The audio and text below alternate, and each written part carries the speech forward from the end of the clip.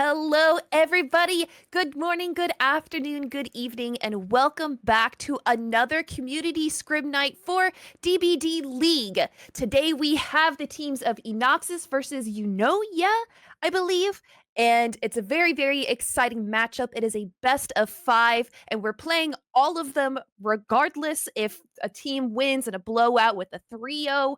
So we have a bunch of good, exciting sets today. Our very first set will be Dredge. It was the pick of Enoxis, and then the second set will be Spirit. Eunoia's pick, Deathslinger, Demogorgon, and Doctor will be our fifth set. Now, Direwolf will be co-casting with me today, but he is running just a little bit late. So you're going to have to listen to me yapping for a little bit just before he joins us. He shouldn't be too late, about 15, 20 minutes perhaps is what he told me, but we'll have to see. All right, a little bit about our teams today. Enoxis, it is a little bit of an older team. They have been playing for a while, and they are comprised of multiple players from different regions. We've got people from Europe, we've got people from Russia, we've actually got a member of their team from NA as well. So a little bit of a mixed bag that'll be really fun to see. And Eunoia has also been an older team. They have played for us in community scrim nights before. They won last time and they played so very well. They are a European team, a few Russians in there. They're not new and they have been playing for a long time. So today the matchup should be very exciting for us to watch between these two people. And a little bit more about Scrim Nights as well, guys. We are streaming this with no delay. So if you want to talk in chat and say hello to us, you definitely can. We will be answering questions between games. There won't be too long of a setup time between there, but it definitely will be fun to talk to you guys. If you are newer to comp, you can ask us questions and we can definitely answer. So yeah, definitely do that. We are in the background setting up the matches for us. And considering this is Scrim Nights, it's a little bit less formal, so we don't have to completely fill dead air, even though I am. Hello, chat. Hello, everybody. Welcome, welcome. It's nice to see ya. How does comp work? It works like a charm. It's definitely working very, very well. Man, I wish I had scouted a little bit more information about this team. I feel a little bit bad, but I'm very excited to cast a Spirit game. This will be my first Spirit game casting for DBDLeague. I never get it. It's like I pick the time slots on the weekend and I expertly dodge all the sets that I love, and I tend to get all the sets that I don't love. But we've got a lot of good sets today. It's a best of 5, so we are going to be strapped in for a long, long time here. Dredge, Spirit, Deathslinger, and Demogorgon, and Doctor. The last 2 sets are surprisingly just M1 killers. I'm assuming Dredge and Spirit might be special picks of the teams. Maybe we have players on those teams that main those killers. So we're definitely going to see some fun plays from each side. I'm not entirely sure how the picks and bans goes. I'm betting that there isn't too many bans before picks because this is Scrim Night, so you don't win anything. There's no prize pool for actually winning against the team, especially since we play all 5 sets. That would be really exhausting to have your nerves up for that entire time. So, Dredge is played on the Midwich map. It is an indoor killer. You guys know all about that. We've had plenty of Dredge sets in DBDLeague. He is a slower killer, and we have seen some surprising results from top tier teams. So I'm very excited to see how these two teams will be playing out that set.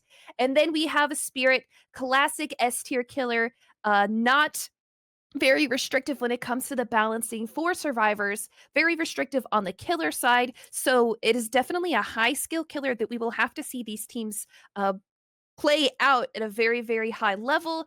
It requires a lot of teamwork from the survivor side. It requires a lot of macro management from the killer side.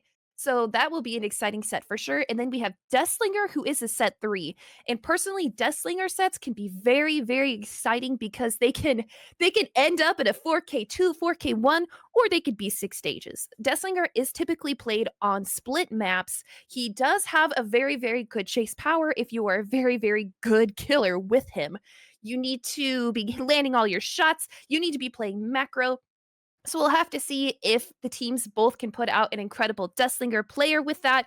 The better you are at the killer, the better result you will be getting. So that will be very fun to watch. And then our last two sets, Demogorgon and Doctor, are lower tier M1 killers. They are typically uh, played on easier maps, not huge ones, except Demogorgon this season for DBD League is played on ARP as our resting place. It is a bigger map. He isn't allowed to have Scorch Hook Pain Resonance, which is a perk that typically almost any killer would bring for sure, but he isn't allowed to have it. Most of the time, Demogorgons will bring stuff like Pop Goes a Weasel, but he doesn't have that amazing of slowdown perks. So that set has been very volatile and picked a lot during this season. So we'll have to see what these two teams can do in a set like that.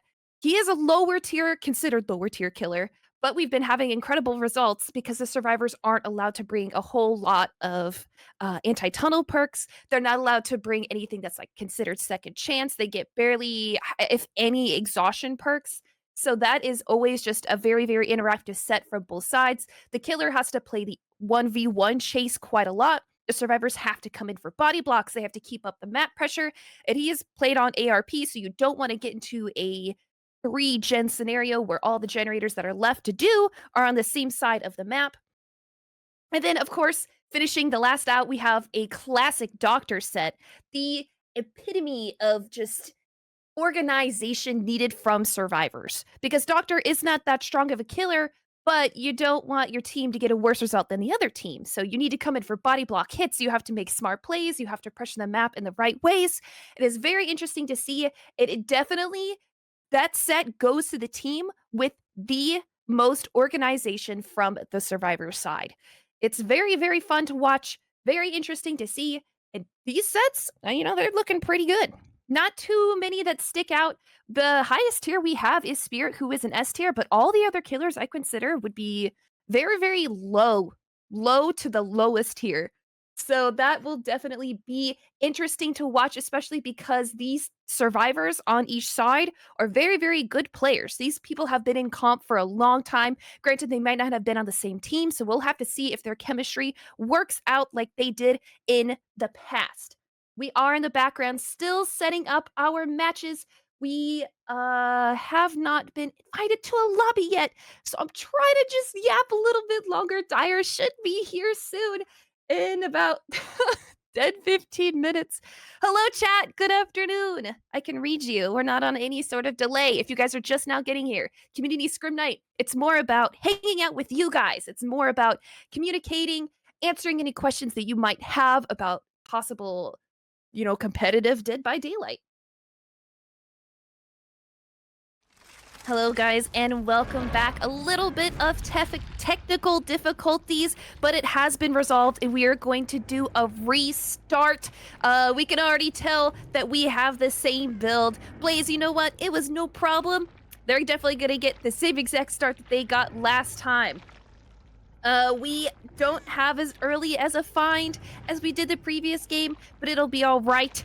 We are already back in the game. We have Hicks Ruin up still, Corrupt Intervention, and Sloppy Butcher helping to slow down the game. We haven't found a survivor just yet. They're playing a little sneakier than they did last game, and we are going to try to sniff them out, and our Ruin is found and cleansed. We do have Pentimento that will help us light up and make it so the generators don't get done too quickly.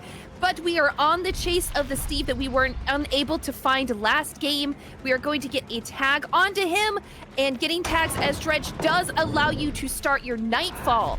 It does charge it just a little bit quicker. Going for a little bit of a Dredge play here. We'll see if we can get the hit. He's trying to bait the Dredge, but it does not work and will be giving a tag. We do have a survivor injured, and we're going to be hot on his trail. We go and we throw one of the safe pallets that is available on Midwich. Running around, we are in some corrupted gen area, and the first generator does get done. That could have been a double by the survivors, or even a triple that was extremely quick, considering we were running around and making it so the survivors weren't on any generators. Blaze will be leaving this chase. However, there is another safe pallet that is down there in the corner, possibly knowing that that is their pick, so they probably have a lot of experience playing it. We are hot on the trail of somebody else. We're definitely in chase. They must have seen a survivor that I did not. They're most likely in here. Yes, there are some scratch marks. We're going to try to play the dredge. Going for a hit here. Oh, they slow vault out the window, making no noise. Goes for a swing, but they do not stay at the pallet. They're going to take the distance that they have, trying to get away. We are on the trail of Sponge 1v1 and going to go for another dredge mind game. Will this hit as well? Goes for a swing. It does hit through the pallet. And now they don't have anywhere else to go. We're just gonna have to play this pallet with our life. We're gonna be able to go for the down here. Oh, gets baited. And we get out of the room. Is there a safe pallet over here? No, it was already used. Goes for a swing. Not underneath the pallet. So unless there is a flashlight save coming in, there is no saving this Claudette. She will be our first hook. We're going to be placing her up here at the top. We have not seen the other survivors. We did see a heal come through on the Renato. So he has been reset. They have taken the time to heal through Sloppy Butcher. It seems that Blaze is eyeballing his cleansed ruin and is going to light it up with Hex Pentimento, meaning that there is a brand new totem, and what it does is make it so generators take 30% longer to be completed. We have 2 heartbeats here, meaning that Blaze teleported right onto a generator that had 2 survivors working on it. We don't have an idea of where the last survivor is. However, Blaze will be coming back to hook to make it so their presence is known over here. And we're going to teleport right back where the middle night falls, so it takes no time at all. The generator, even though it is affected by Pentimento, is very close to being done. So that is another generator very, very close to being completed. The save does happen by that survivor who was unaccounted for. And now we're actually hot on the trail of the Claudette again, who is going to be playing very, very well. Goes for a little bit of a mind game right there. Still, oh, tries to drop the pallet and vaults it. It goes down. That will be our tunnel out expedited just a little bit faster, and another generator gets done. That means that the survivor will be on their second stage, but 3 generators have been done. No other hooks on another survivor, and our Pentimento does get cleansed. So our only perk left in the game is Sloppy Butcher. There are no more generator regressions. We will have to rely on our ability to get hooks and tags. Now, the survivors don't have very much generator progress besides the 2 that were completed, so they're definitely hopping back onto those to try to build up some more pressure for this survivor standing on hook. Will the survivors decide to come for the last second save? They possibly, potentially will. We're going to teleport all the way across the map to find Steve solo working on this generator right here. We're going to pressure him off, possibly try to get a Sloppy Butcher tag on him, but there is another pallet right here. Goes for a swing through the pallet, but they are able to delay it just a little bit longer. Blaze not wanting to go for that survivor, comes back to hook, but For the People play does come through and heals up Claudette. And now Ace is broken. He will be injured for the time being, but Sponge is not going to be that easy of a tunnel out just yet. While Ace is injured, the other 2 survivors have been sitting on generators. We knew that the one Steve was working on had a little bit more progress. So he will be sitting on that, getting just that little bit more, and goes and throws another one of the safe pallets that's on the map. Sponge is not giving up any tags for free, tries to run, gets immense distance, going to be playing this window right here, and it is connected to 2 pretty playable tiles. Blaze has been stringing through a lot of pallets lately, and Sponge is just playing this 1v1, does not get hit just like that.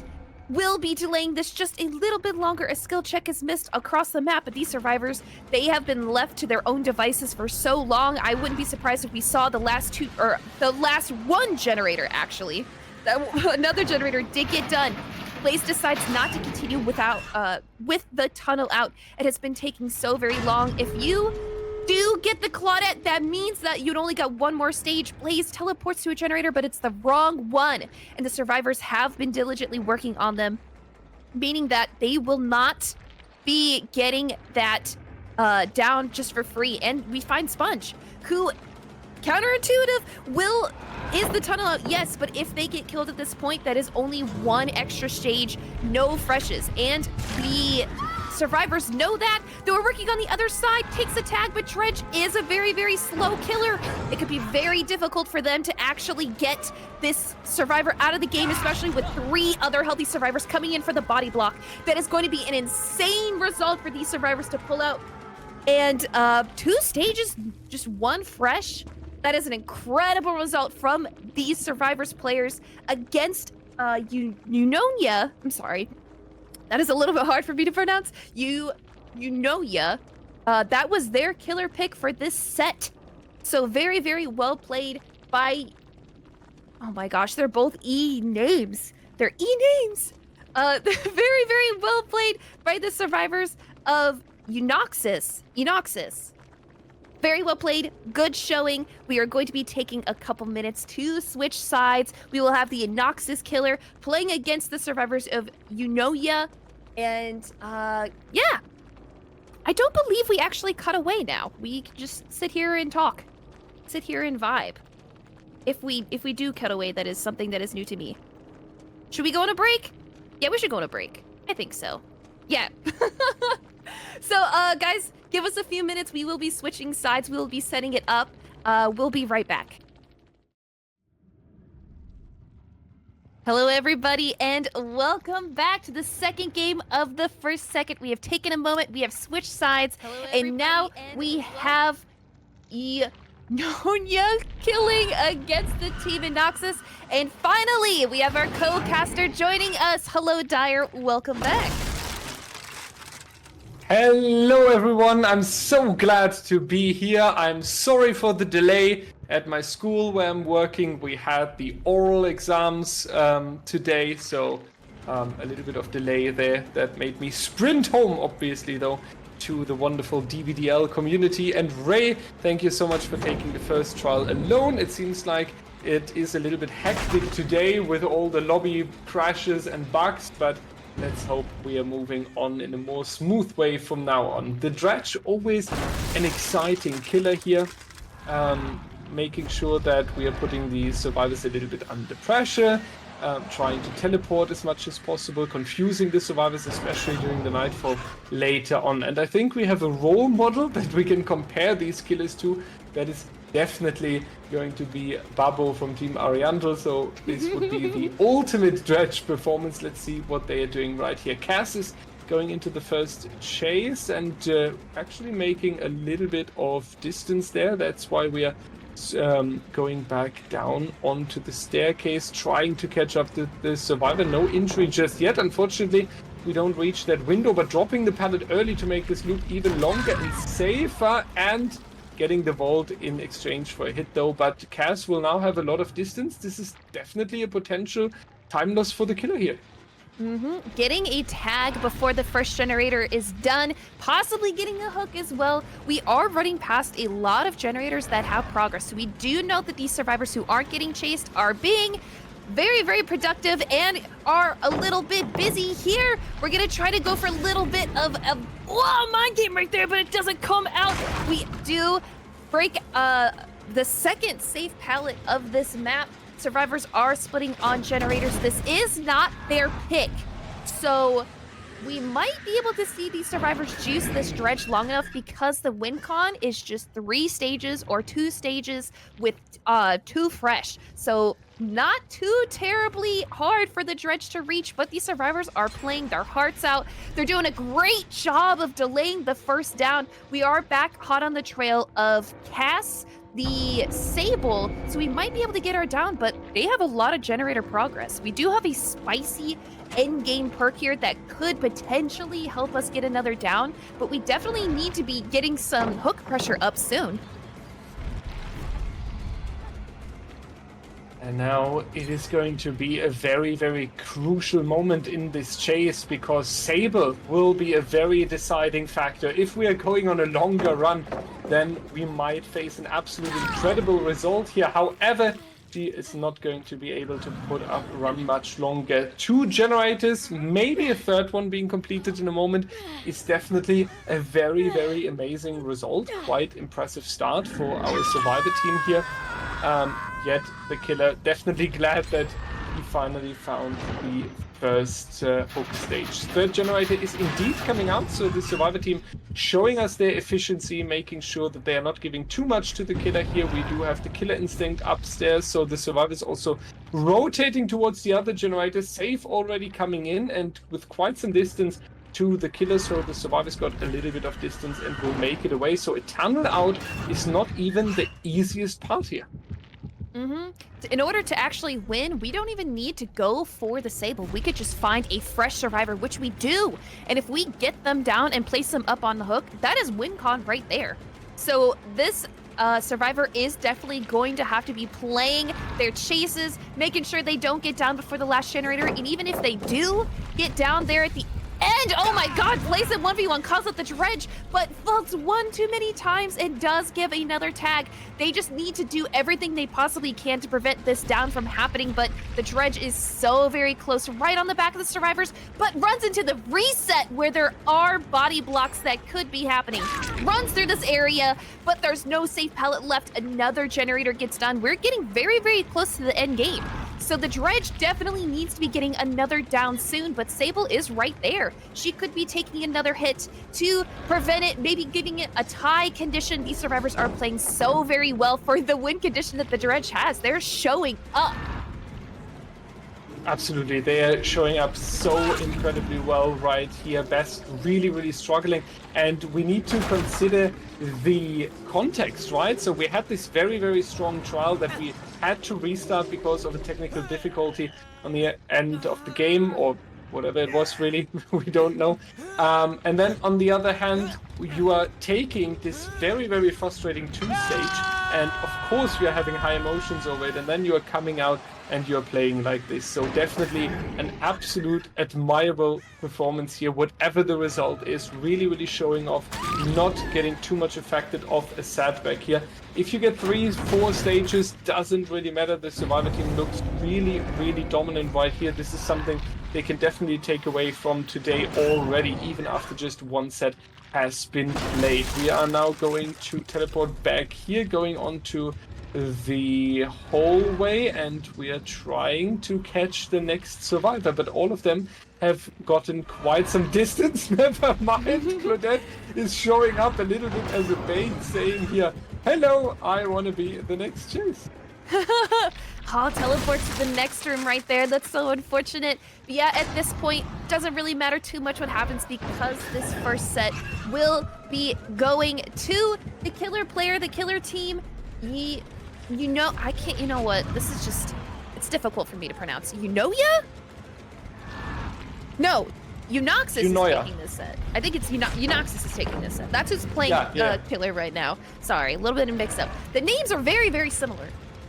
So, this is still, like you said, a very respectable result to get because we've been seeing a lot of insane results from dredges during DBDLeague. Like even getting the survivor right here, if he camps this survivor to death and no one else goes down and the survivors don't save, that is still a 5 stage. And that is crazy result to see in a dredge set, especially because like 4K1s happen, 4K2s happen. So very, very well played by both sides. It's very, very respectable result. Yeah, she's hooked right on top of Noah. There's no way these survivors are gonna be able to save. Yeah, and they're just gonna take their outs. They're gonna go. Yeah. Well played to both sides though. I also want to add, because I see a few reasonable chat messages that say this is feeling like a scam because a technical difficulty went from 4K to 2 stages.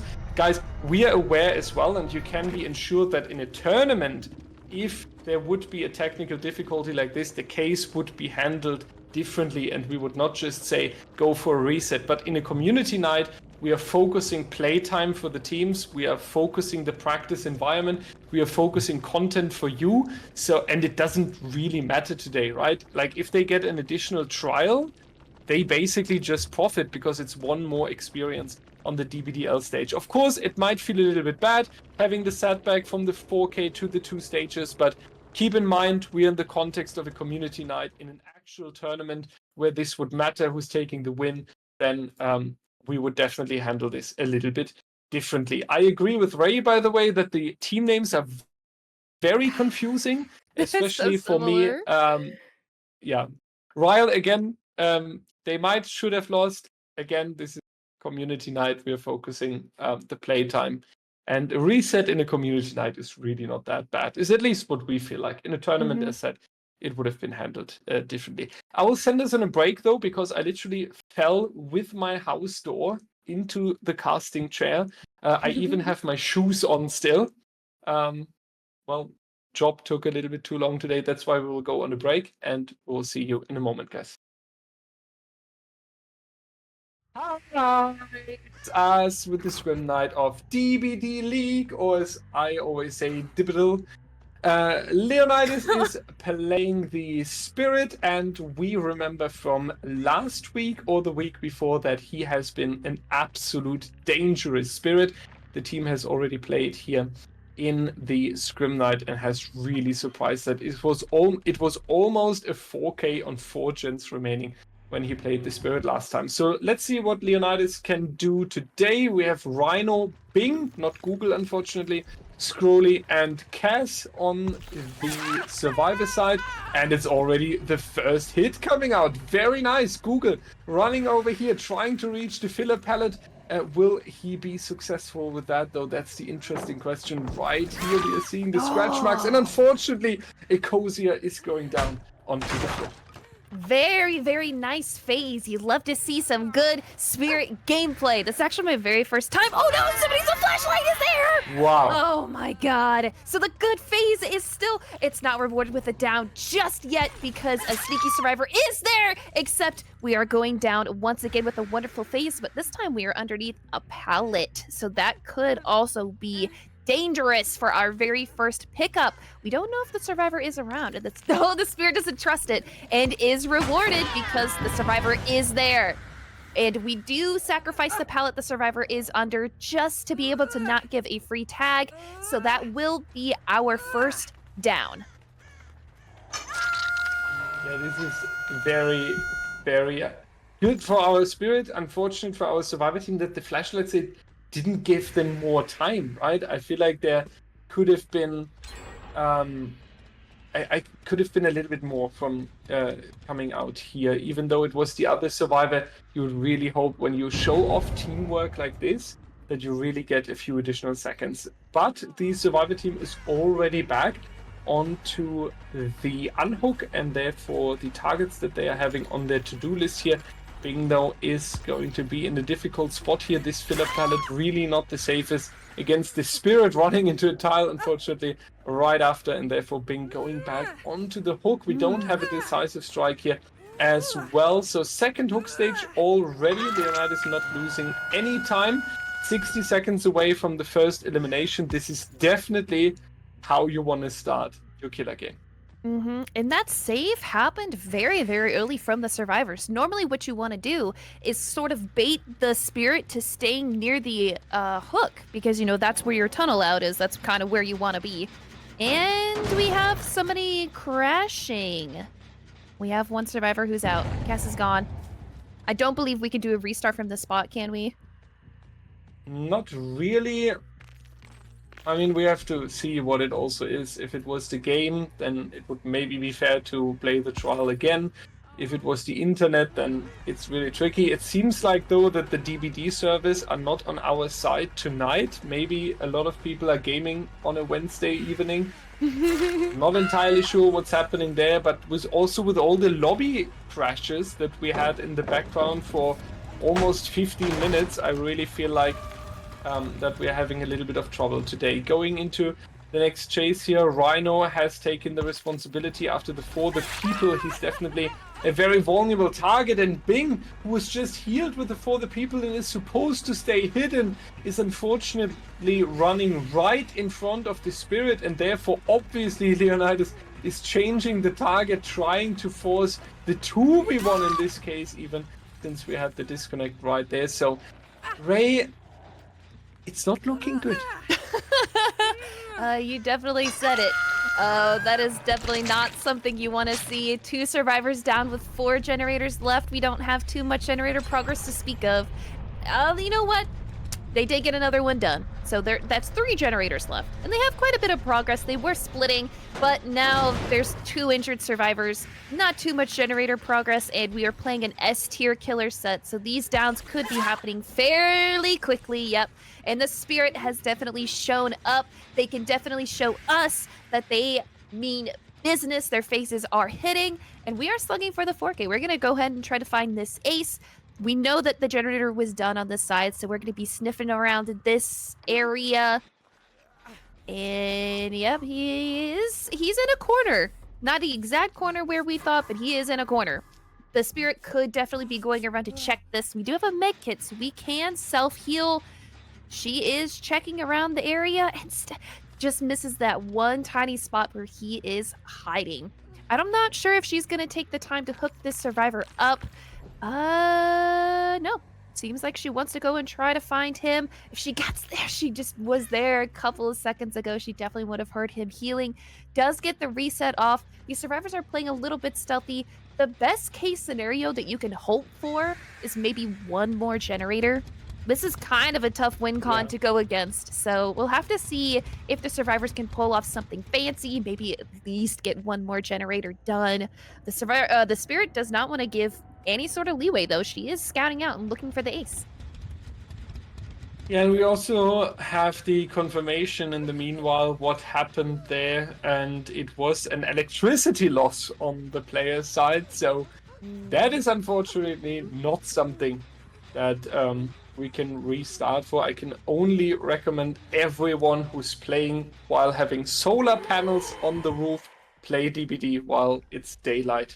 Otherwise, you're going into a disconnect here. Rhino is the final survivor. He is not pulling a fancy generator, unfortunately, but I can understand that he's not trying, because now we will have the hatch available very soon that would block all the gens. So maybe somehow your killer can meet up with the 4K 3 gens, and then you can break the tie by having a last second escape. That would definitely be a possibility here, forcing 9 stages instead of 12. So I think this is also what the survivor team has picked here. We'll see in a second if that's going to work. Scrolly definitely has to hang there for 20 more seconds. Then he's allowed to miss the skill checks, but yeah, let's hope, Ray. I would feel like, especially with this unfortunate DC with the power loss, an exit door escape would definitely be nice here for Enox.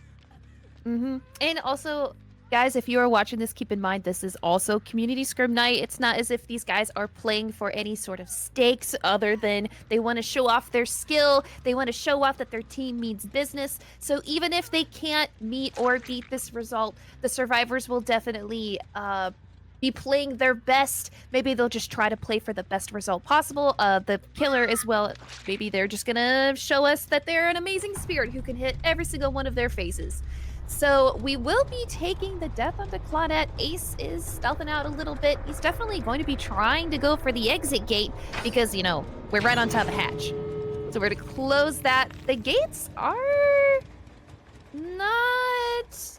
man, if she stands on top of the hill, she might see both of them. That could be GG's for the ace. But they are a little bit far apart. Maybe... Oh, he's right there. He's not messing around. He's going to try to get on that. Maybe we'll go for a little bit of a 1v1? 1v1ing Spirit is always a little bit more painful, though. Hopefully, but it doesn't feel like the most voluntarily done 1v1 right here. Rhino is trying, though. He has taken a little bit of distance. He is also having the pallet over here. With such attack, you are not going to take Rhino down.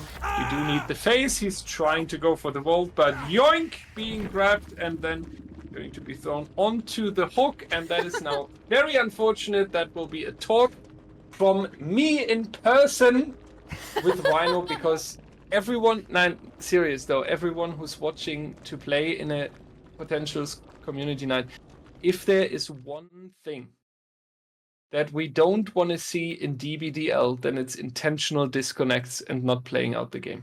That's for sure. Yeah, so we'll talk to the team, and we will see you after a very short break. Hello everyone! After a little bit of reminder about intentional DCs, we are now back and ready to play. That is going to be Blaze right here, a very, very experienced player. He is on the roster of Zero Practice in some other tournaments, not currently in Season 9 for DBDL, but he definitely has the contact and the experience with quite big names in the community, and I really hope that we will see that here in his Spirit gameplay as well. Definitely looking exciting there. Though, Ray, talking about excitement, the enduring on the perks, definitely something really big. Actually, I was scouting out this build a little bit.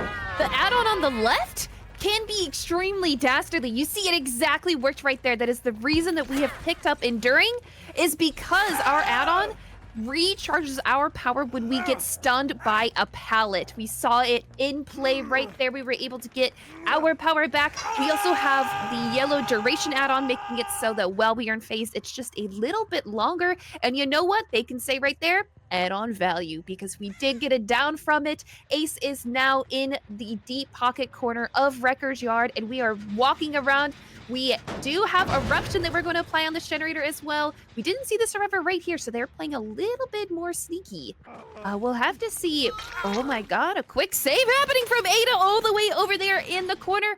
And the two survivors that are in the trial are now back on those generators. So we are speed running this game just a little bit. Ace does take a borrow time hit and runs to Shat, where he's going to drop this safe pallet.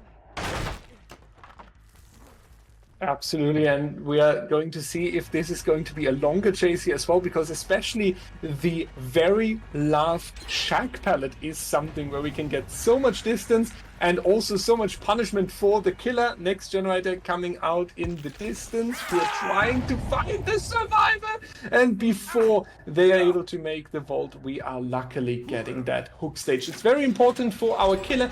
You want to go for that tunnel out strategy, so taking the second hook stage early into the game is really important.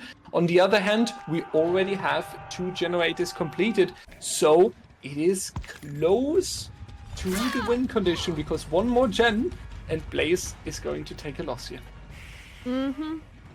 Unfortunately, they are playing so very well. You like to see spirits that are hitting these phases, both experienced players on each side, both teams. We don't have any other generator progress, but the Spirit is staying a little bit further away from Hook. Going for some more tags here, trying to sniff out the survivors. Renato right there! Very well played by the Spirit, phasing right on top of him. Renato is a very, very sneaky survivor. His footsteps are quieter than any other survivors in the game. I swear to God, phasing on him while he's not injured is such a pain. But we are placing tags on the rest of the survivors in the trial here, meaning that if a survivor wanted to try to go for the save on the Ace that is on the hook, it's not going to be for free, especially because the Spirit is right here watching the cross. We do have a heal reset coming onto Claudette, but we're hot on the trail of somebody else who is injured and possibly going down. The survivor's playing, but they dropped the pallet on the right side, but faces right into the Spirit. So that will be another chase just sort of expedited, and that survivor died on hook. That is looking really good for the Spirit. And now we are going to see the reset on Besk as well, which is good for the Survivor team and handling their resources, making sure that we are going to see the next one. I would like to come back to the first set real quick. TTV Riley 970, I have seen you saying in chat now 5 times that they were robbed. I tried to... The good thing of no delay is that we can address it. I have tried to explain that in a normal tournament setting it would have been handled differently, but in a community night where the focus is playing trials, having fun together, and gaining experience, and making sure that you are having the chance to showcase your team, I don't understand where the big issue is, and I would kindly like to ask you to also drop it at this point. Because the team also has the chance to show us how they are coming back from a difficult decision, how they are coming back from a setback. We can all imagine next time when they play in a tournament, when there's next time it would happen in a tournament and there's an actual DBD server crash, then we would also go into a restart when they can prove that it was the behavior fault. And then as a team, you have to take a difficult decision and a difficult setback. And this is something you can showcase. Yeah, they got 2 stages after. It's very unfortunate, but considering this is a scrim night where we are just playing for the experience and where we are just making sure that the teams are having a chance to play here, I really feel like this is dragged out a little bit too hard. All right, Blaze is now going to take the next chase with Besk, trying to get the quick injury onto the fun bus here. Unfortunately, that's not going to happen. Instead, Besk is staying healthy. And Ray, this is actually a really important thing that is happening here. Having one survivor healthy for later hook stages, for later resets is definitely really important. And Besk winning the chase on the fun bus also allowed the 2 other survivors to reset, so really amazing. The survivors definitely needed to take that time to reset, play it just a little bit slow because they were playing a little bit aggressive there, but against an S-tier killer, it can spell bad news. Now we are trying to go for our tunnel out. This Ada did have decisive strike, meaning that that first chase was not ended just that much quickly, and we do get the down on her. Decisive strike is bugged as well, so that stun lasted like 1 second. But fortunately for the Ada, her vaults weren't bugged, so she got away for just a little bit longer. But man, Blaze is looking real good here. These phases are very, very well played, and we're going back to the generator that had the most progress. The survivors are here, and they're playing for WinCon, and they do pop it. But, the play from this Spirit is immaculate. She's playing so very well. So even though she's not taking this set, but this is still a fantastic showing, getting a possible 4K2 on the Spirit, especially with a not incredibly meta build. Putting on Enduring and also that add-on is not something that you normally see, so they're playing a little bit differently than what we would normally see in regular DBDLeague games. So that is very, very exciting to see. The Renato does get away, so we are playing this endgame just a little bit differently. We're going to go back and hook up. Yep, we're going to go ahead and grab, except there was a flashlight safe, but it was mistimed. That's so unfortunate. No, that's so unfortunate because they were actually on such a good reset grind at the moment, getting multiple heals, getting longer chases, and I feel like this flashlight save would have been the cherry on the top. I would have really voted for them taking that. But the killer Blaze also deserves a compliment then, because he's able to make the recovery. He unfortunately had the other survivors going into the full reset, and usually that's a turning point, right? As a killer, you can feel that the control and your dominance in the match is fading away. You might get a little bit nervous. The survivors have access to the gens, and then fighting back like this and going for the 4K with just 1 gen difference at the end. 4K3, 4K2 is really impressive to me. So Blaze deserves a big compliment for this Spirit performance as well here. Definitely. This is something to write home about. A 4K2 on a Spirit. They don't even have like a 4th slowdown perk. They went for Enduring, which they actually only got to proc 1 time.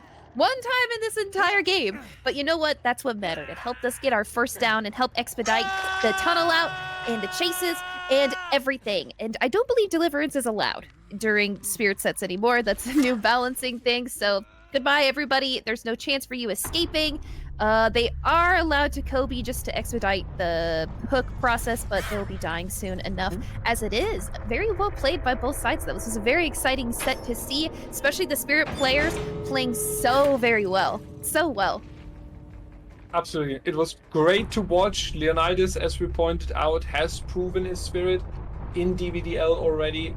Definitely not disappointing us, making sure that it stays absolutely the same. Just 1 gen difference is also very, very nice to see that. So both teams that are playing here tonight, they have experience as the Spirit and against the Spirit.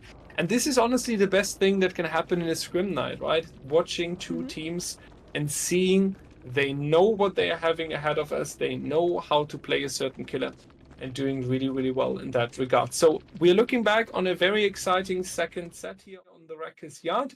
We are going to switch the side one more potentially if it's another killer, or maybe we will just see Blaze coming out again. We will find out in a moment, ladies and gentlemen. Stay tuned for that.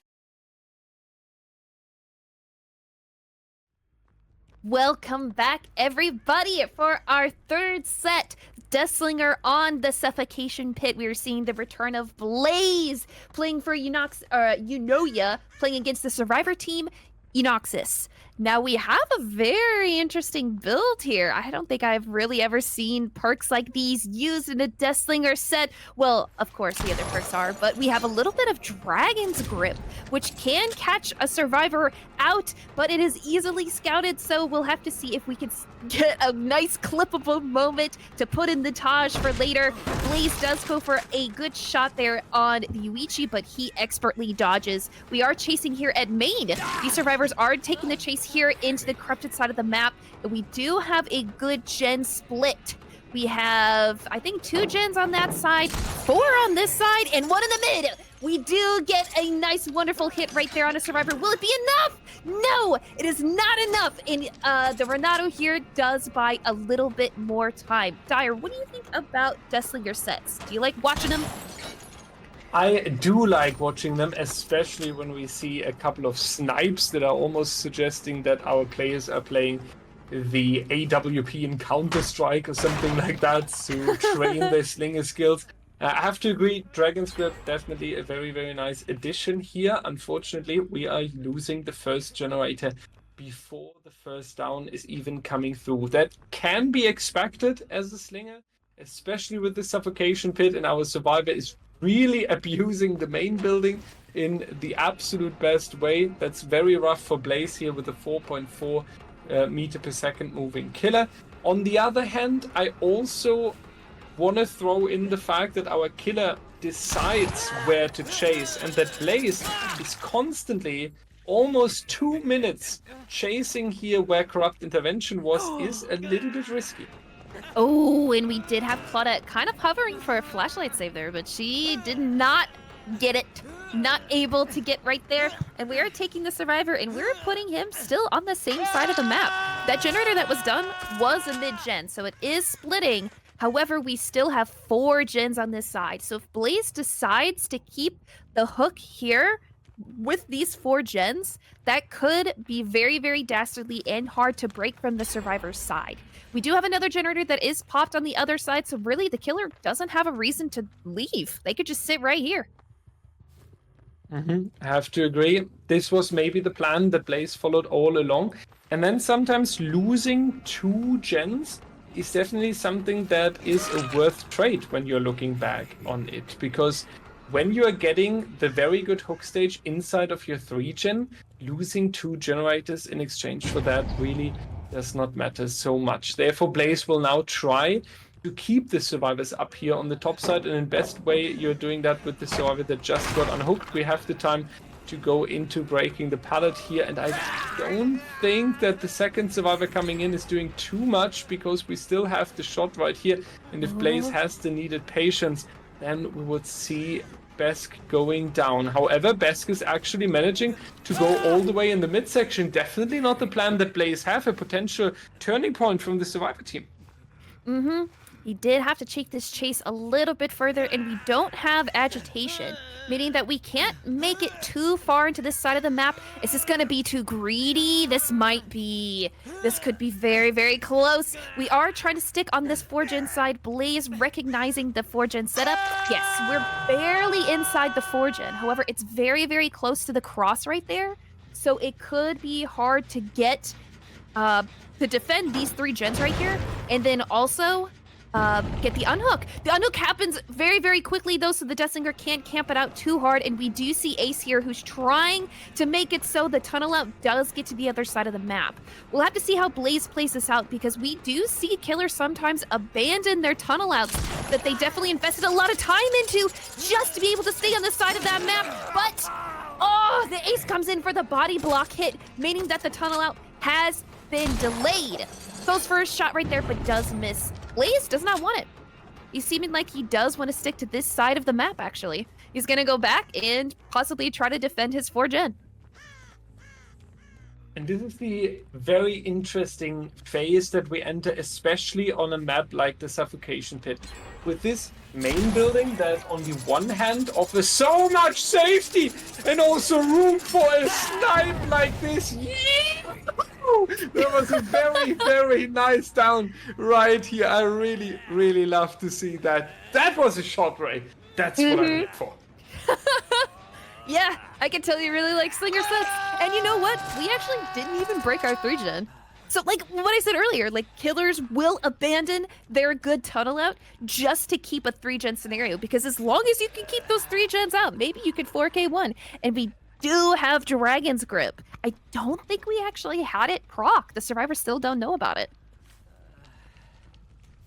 This will be a very interesting surprise for them when they eventually find out what's happening here, and especially with this 3-gen setup, Dragon's Grip becomes even more disgusting to deal with. The fact that we are also operating not only in the top side of the Suffocation Pit, but in one corner of the Suffocation Pit is really, really struggling here. The only hope or the only chance I see right now really is that the survivors are keeping up a good pressure and forcing the killer into so many regression kicks that eventually the new mechanic is kicking in that is blocking the gens after 8 kicks, and then you can slowly work on getting the percentages into the gen. But until then, we need very, very good chases, and unfortunately the chain survivor will go down right here, so Blaze will be able to take one more stage on the top side here. We go for the same exact shot. It didn't work the first time, but it's gonna work the second time. And it did indeed. The survivors were busy working on generators over there, but they weren't able to get it done in time. Yuichi bought a couple seconds, but it was not enough. There was 2 survivors on this generator right here. So in order to break this is such a tight 3-gen, and there's barely like any obstacles between them. You can see all of them just for standing on top of the hill. This is such a dastardly RNG setup right here. The survivors did try to get out of that by going for a 2-man save, meaning that one survivor will not be going down right at the hook, right? Like you want to get everybody out of that scenario. You don't want anyone to sit there on hook. They could die. It is a little bit easier to try to get them out of there because there are 3 survivors left. But man, he just has those are such good shots. He gets a snipe right onto Claudette, who will be taking a tag and having to go to the other side of the map. Here is Ace. He's gonna try to go for the save, but you know, if he does go down, it's a 1-for-1 and they're back in the same scenario. This is such a tight 3-gen. The survivors are gonna have to try to pull out something crazy, except Yuichi he's dead. He died. And that was a 3v1 with this incredibly tight 3-gen. The survivors will have to try to play out of their minds to try to get far away. But goes for a snipe and is able to get him. Is this in time for Dragon's Grip? It is not, but we have Cigar, meaning that the stun that comes from breaking out is so fast. This is turning a little bit into a potential snowball here. Nice patience being attempted there by Blaze, but Claudette finding the way into the midsection. Luckily, we have to say, because this is the very, very big chance for the survivor team to go for more pressure on the generators after maybe even taking a reset there onto the Ace on the bottom side. Dragon's Grip in play one more time. Cooldown is also expiring here, and what I really like is we can tell that this survivor team is fighting. Every time we are coming back to the generators, there are more percentages and more progress into the gens. So Blaze cannot feel safety at any given moment. He needs to be really careful with how much time he has for certain chases. He needs to make very careful decisions where he can move. And when you're putting a killer constantly under pressure like this, plus after 8 kicks, the gens eventually not going into regression any longer, then I feel like you have a very good chance as a survivor team to actually come out on top. And they are expertly dodging that dragon's grip. I don't even know if they know of its existence yet. It's making me really sad. I want to see a cool dragon's grip play. Because we're shot right there, but misses the Claudette, able to fast vault the window. This is such a tight 3-gen. We might be in for a little bit lengthier of a game. The two survivors there, though, you can definitely see the back and forth. As soon as the Deathslinger commits to one side, he allows the survivors to work on the generator a little bit right there. And you know what? We're getting very, very close to that 8 regression mark that you are able to kick a generator and damage it.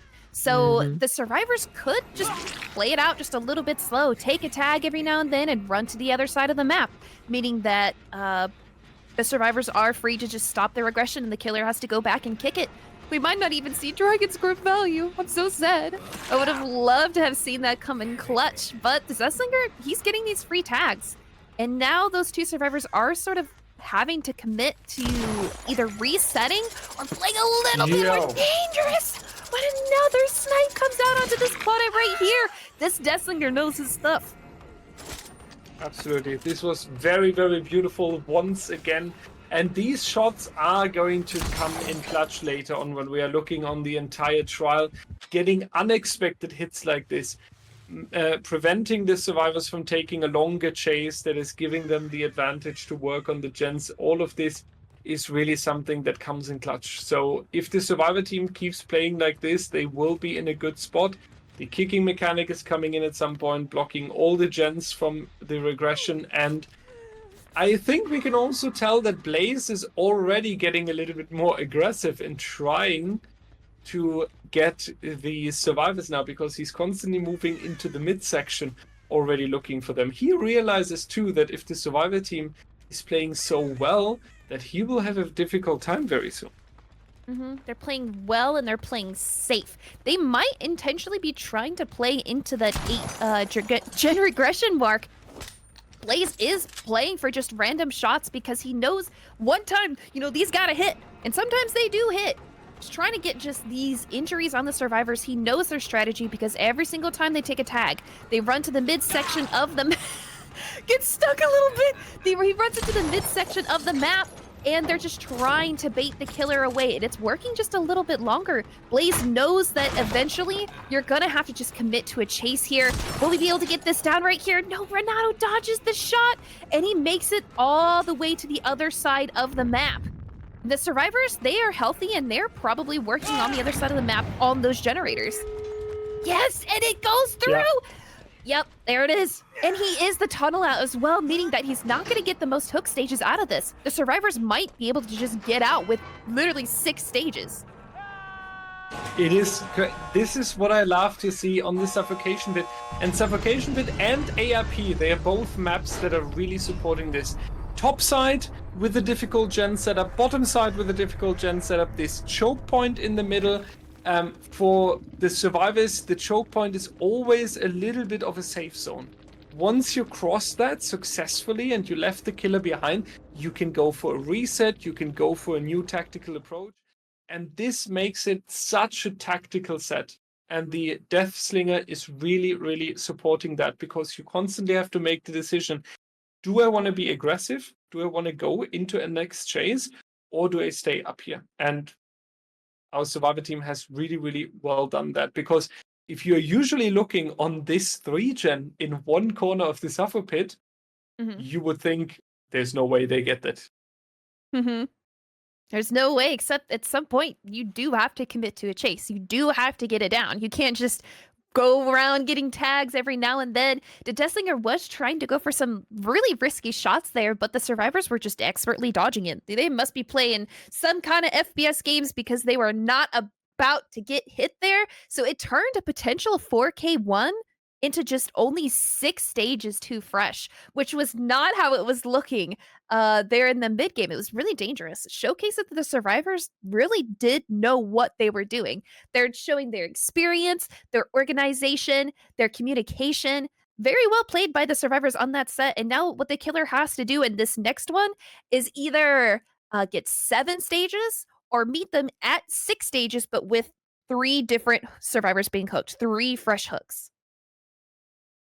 And that will be not that easy if we have another survivor team that is playing so very well and so coordinated right here. I feel like we are loading in very quickly this time. Survivors are already coming in the background, so maybe we'll make one campfire chat where we are actually just yapping through. Guys, do you have any questions towards us about Season 9, about the playoffs, about upcoming tournaments, about past tournaments, about Rayoxium's breakfast? I had Anything you want to know? You had what? I had a bagel. Half a bagel. A bagel. It was really good. Half a bagel. Yeah. Okay, well, I gave the other half to my significant other. So he had a bagel and I had a bagel. It was really good. You ever have like a blueberry bagel and then you put strawberry cream cheese on top? It like overloads you with sugar right in the morning, so you have just enough energy for the rest of the day. So let me get this right though. So if you are giving half of your bagel to your significant other half, then you had a quarter bagel added to yourself, right? No. Yeah, I so cut you the had bagel in three half. quarters. No, I had half a bagel. Yeah, so you had half a bagel for yourself. Yeah. And then you gave half a bagel to your significant other half. Which means, since he is half of you, that you got an additional quarter of a bagel back. So you had 3/4 of a bagel. I don't even know what I'm talking. I was working for 10 hours today. Everyone. Yeah, okay. You know what? It's okay. You know, we play DBD. We're not like math majors, right? You're not a math major, are you? Yeah. We're no, I'm not. And okay, thank God. We are not even touching grass since we are DBD gamers. But to the important question, did any other team get kicked out of Season 9? No. How are you? I am tired, but thanks for asking. On the school where I work, we had the auditive exams today. So the students get their degree. It was their final exams. It was very high emotions. They were very sad, some of them. Some were very happy. It was a lot of work and a lot of emotions, and yeah. I feel like if you don't know the students, it's a lot easier. Like if you have, but my colleague, for example, already knew this one student for 4.5 years. And when you then work with this student for 4.5 years, and then it's not working really well, then I think it's really tough to take that, or at least you're emotionally attached to that. Isn't Dyer a math teacher? No, I'm not. I am teaching German literature and politics and economics and debating. It's basically he's just really smart. We're liberal arts majors, huh? I wouldn't say that. Come on. Art teachers. Liberal arts. Let's go. But now I would like to know how Sinister Fox 666 is. Yeah. Tell us how you are. Can Dyer set my German homework because I'm trying to learn the language? Actually, real talk, I cannot teach you German. Because my degree, like my master's degree, is teaching native speakers on a high level. So from year 8 to year 12, when they're doing their Abitur, like their highest degree. So my degree is in German literature, my degree is in linguistics, communication theory, and stuff like manipulation strategies, debating strategies, police interrogation strategies, all stuff like this. But like it was part of my studies, yeah. What? Interrogation, because you don't have to be a teacher afterwards. Like you can work for the police as a person who's trying to develop strategies for interrogations and stuff. This would be something I can do with the master. It was so interesting. But back to the game, we can talk about that in the next break. Rhino is coming, lurking around the corner, protesting against the injury, saying, no, not like this, please. And we will see if it's going to be a quick down or not, dropping the pallet in time. I think Rhino should be fine now. Yep. Definitely fine, although they're still caught in a tile right here next to a Deathslinger, so it could be a little bit scary. Although, we have a new player Leonidas, I think that's how you pronounce their name, and they are able to outplay them at the tiles, so that will reward us with a fairly early down. It's looking real good for the Deathslinger. Yeah, that's a little bit rough. Rhino will also go in the basement, I feel like, so that's not really what you are going to try as the first chase, but generator setup looking a lot similar for the moment. We have it a little bit further from the distance than in a previous trial, but the triangle is clean, it's around the shack, and I feel like the little bit of increased distance is definitely compensated by having the basement hook right there. So I feel like we have a little bit of equal conditions here. Except, man, they had a little bit of an earlier down, so this hook process has been started just a little bit earlier. We did have agitation letting us hook exactly wherever we wanted, and it is Deathslinger, so saving against a Deathslinger in basement is a little bit harder. I've mad respect for this Deathslinger as well. He's just going for all the crazy shots. We do see the two survivors who are trying to pressure this unhook, except Rhino was very close to going into struggle. Oh, Claudette will be dropping Shack Pallets, sacrificing it just to be able to get to the basement in time to prevent the second stage from happening. Now, what they really need to do is make it to the other side of the map. We don't want to stay in your basement at all. Will we be able to wait out the 10-second borrow time like this? Is it going to be enough? It is enough. That means Ace does not get out of basement. He was close, but no dice. Unfortunate for Rhino here, who will have a little zip of fresh air and will go straight back into the basement, and also taking the back hook here to make it a little bit more painful, staring at the wall, not even seeing the rescuer that is potentially coming downstairs. Yeah, Leonidas deserves a little bit of a compliment here for setting up himself in a very good region. He saw this condition that the suffocation pit gave him. He was able to get the basement hook. Yeah, a lot of people always say the killer was really profiting from RNG here. Well, truth is, you can only profit from RNG when you first identify it in time, second, put the survivors under necessary pressure to get the advantage. If you don't get the hook stages, RNG can look as great as you want to. You will have to take it. Rhino will be the survivor that is targeted here. Claudette is trying to come in. A second team member is trying to come in.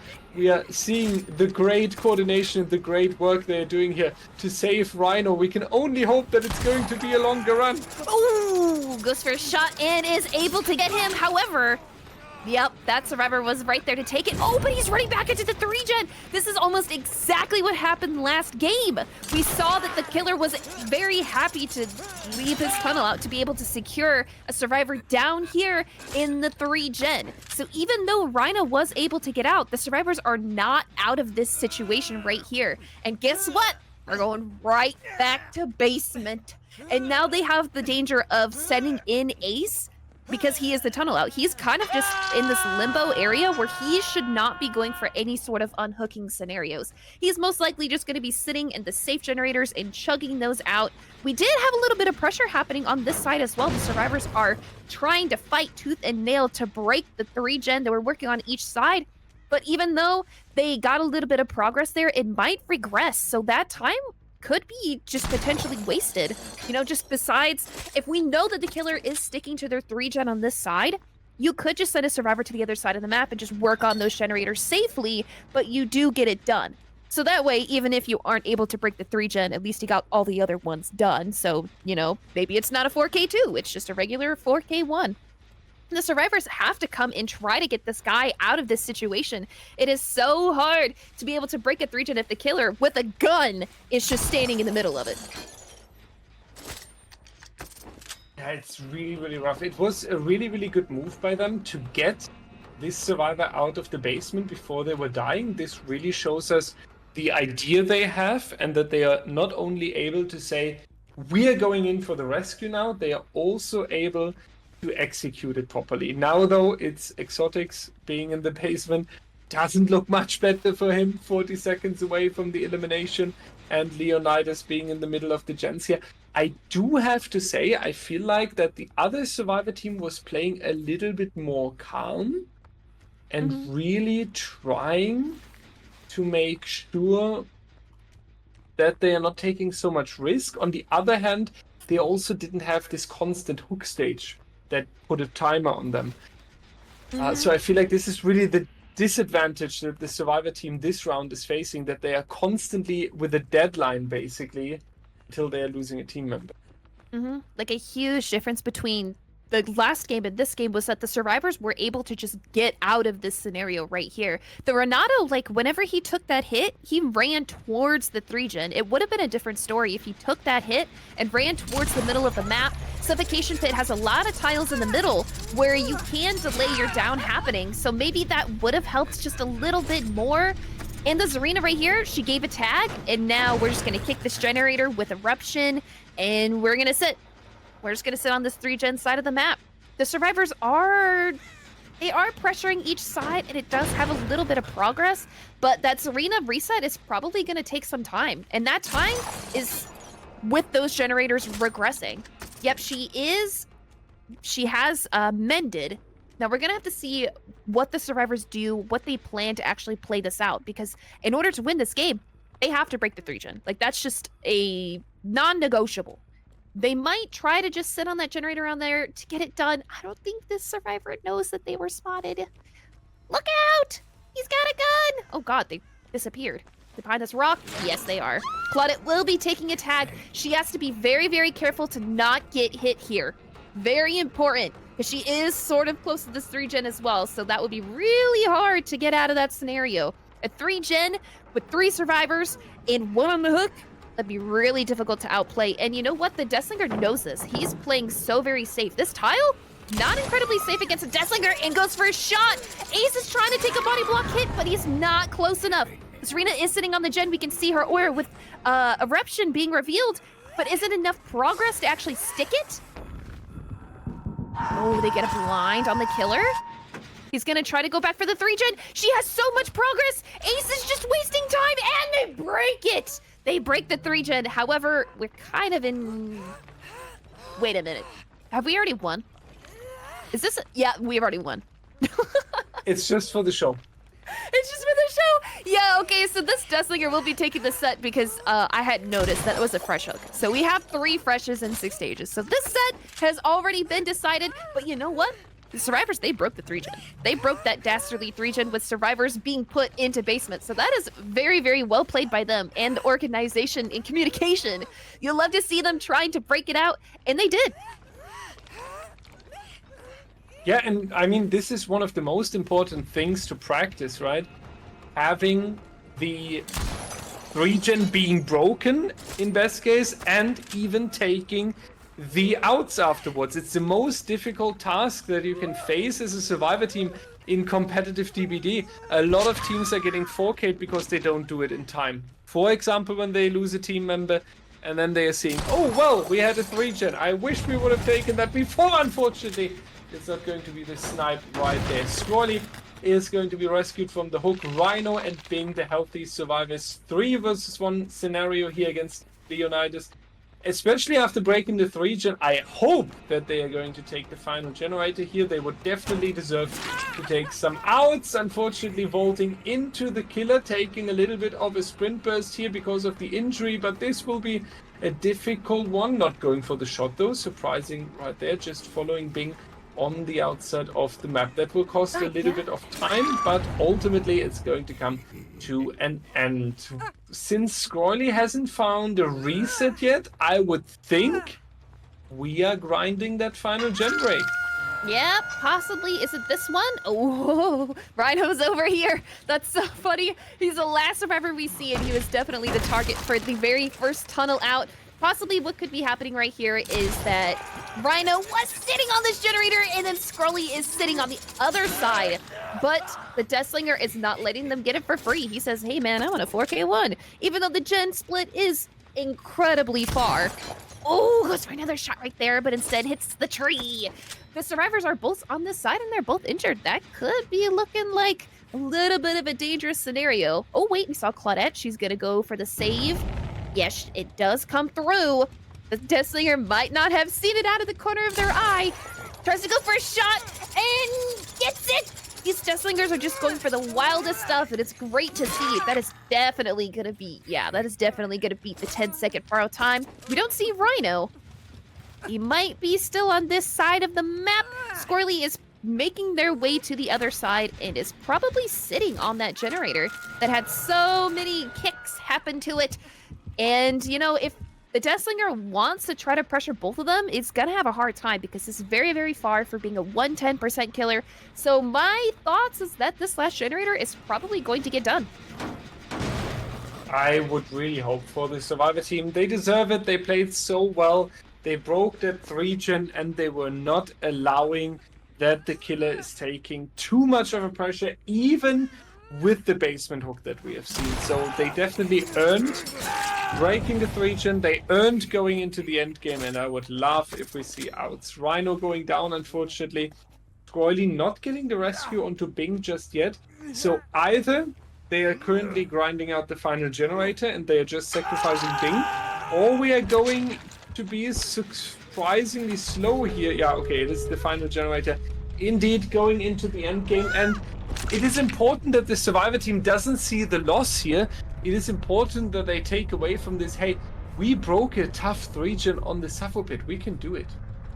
That organization plays for what they were dealt with that hook. Oh, and they got it out too. They got one stage out.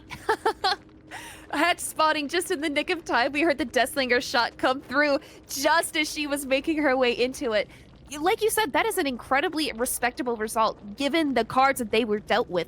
A very, very first hook being inside of basement, unable to leave that side. We were just trading hooks in the basement and getting our tunnel out pretty fairly early, but they were able to break it. They were able to get at least one stage out. It was through the hatch, but you know what? It was after all generators were done. So really, I'm taking that W and I'm going into the next set with high spirits. And our next killer we're looking for is, I don't know, what is it? The next killer we are looking for is going to be the peak. The absolute big surprise of the evening and everyone's favorite, the Demogorgon. He will demonstrate his skill for us on the Asteros resting place. I'm looking forward to it. Demo is so fun to watch. Great mechanical skills are needed. Great mind games are needed. And ARP is still allowing him to defend some kind of gen setup. And when you earn pressure early on, you can definitely fight through it. But I'll say that we'll go on a quick break. And we will see you in just a moment. Stay tuned, everyone. Welcome back, everyone. We have seen your messages about the wish that you want the weaker killers in a community night. We've noted this down. We'll get this concept ready to go. Though I would like to express my concern with the Sword Chapter killer, because that would be a really weird pick to go for a community night. But she might come out strong eventually, because one of the survivors she will play against will be a 2-tap on the other hand. We are in with Exotics on the survivor side taking the first chase, and we have Rhino, Squirrely, and Google on the survivor side trying to put up a good show against the Demogorgon right here. And so far we have one injury, so the Demogorgon definitely not to underestimate. Especially with that control key allowed, except I don't know if that would have hit, to be honest. That was kind of a short little bit of shred right there. Except now, Demogorgon has kind of zoned this guy in. That would be a fairly early down for the low tier killer that Demogorgon is. Oh, except we don't get that just yet. This guy is zooming. Except now we get it. There's not very many tiles against the wall, so we zoned ourselves just a little bit, and that will reward us in our very early down before any generators get done. And also keep in mind, Demogorgon is not allowed to have Scourge Hook Pain Resonance. I'm pretty sure if that was allowed, we would definitely see these killers use it. Instead, we just have the slowdown of Pop Goes a Weasel. And we have a very interesting perk on the top, which is Forced Hesitation. Whenever you down a survivor, any other survivor within, I believe it's 16 meters of that down survivor gets significantly slowed. So it's a very good slugging perk. It's a very good snowball perk. And it's very good for hook trades as well. So if a survivor comes over in 1-for-1s and they get down, then that survivor running off the hook is also going to be slowed. And even worse, the amount of slow you get is the same exact time as built-in borrow time. So you can definitely tell when a built-in borrow time is over because your survivors start running just a little bit faster.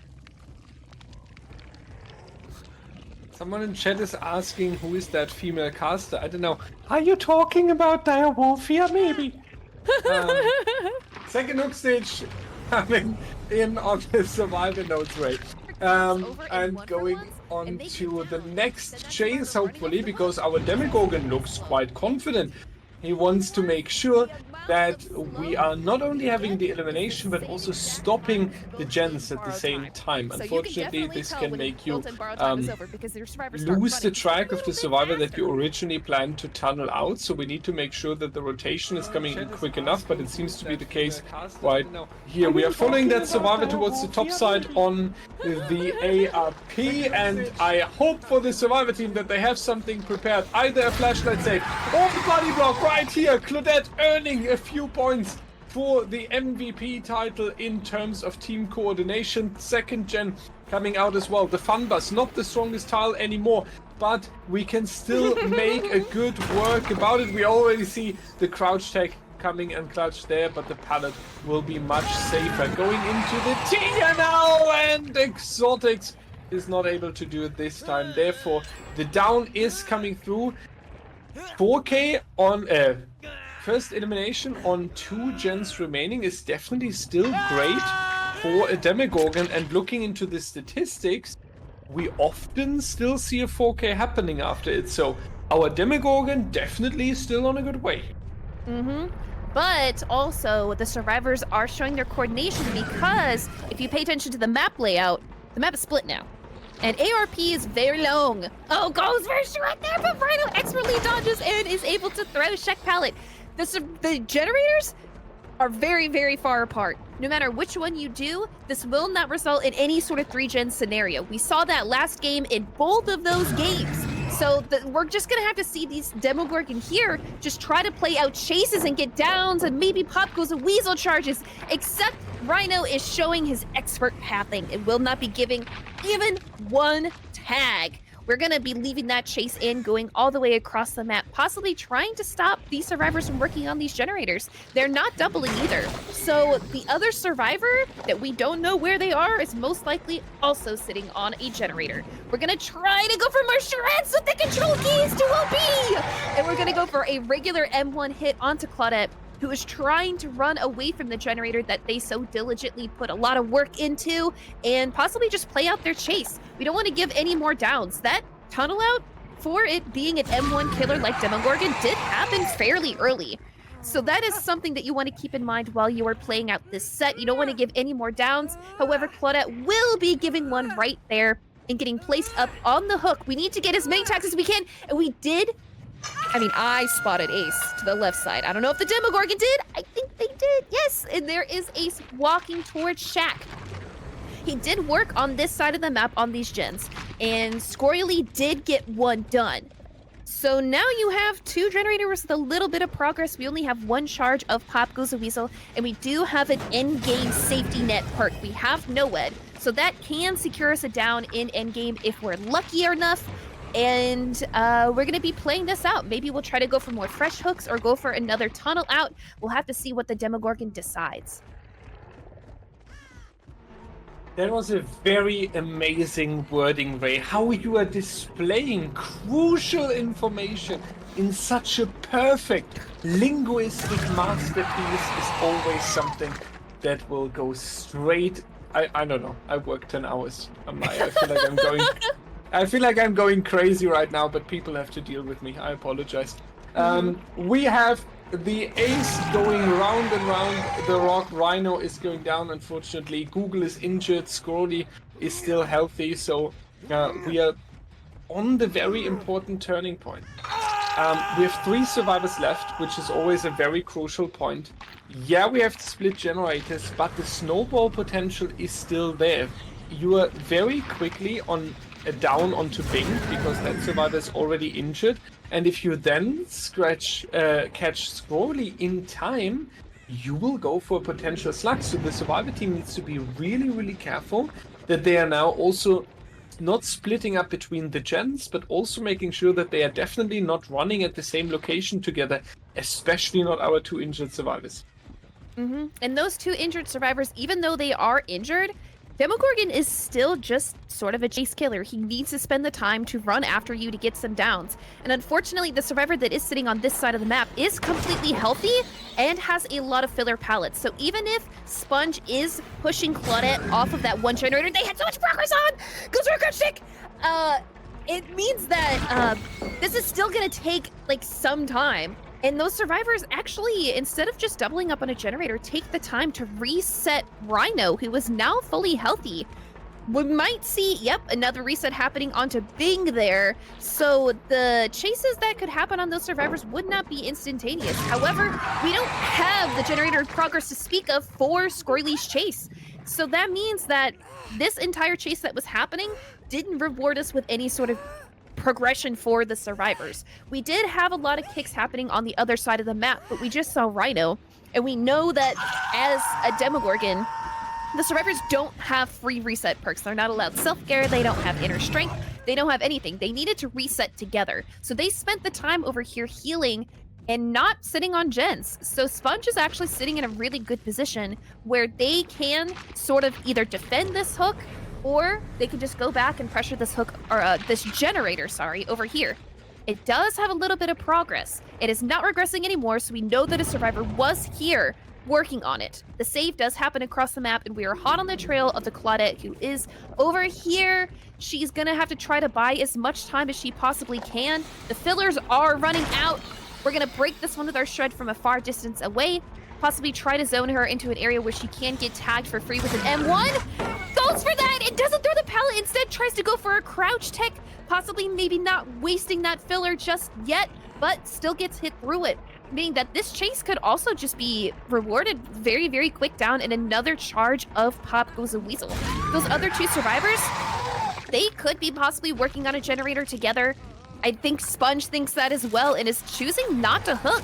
Possibly trying to get this down, but will it be in time? It's not looking like it. These 2 survivors do get it, but they activate Hex. No one escapes dead, and that will be an insta-down onto the ace, and a fresh chase right over into Scroily. There is no unbreakable. There's no way for these survivors to pick themselves up off the ground. It's just Scroily and Sponge.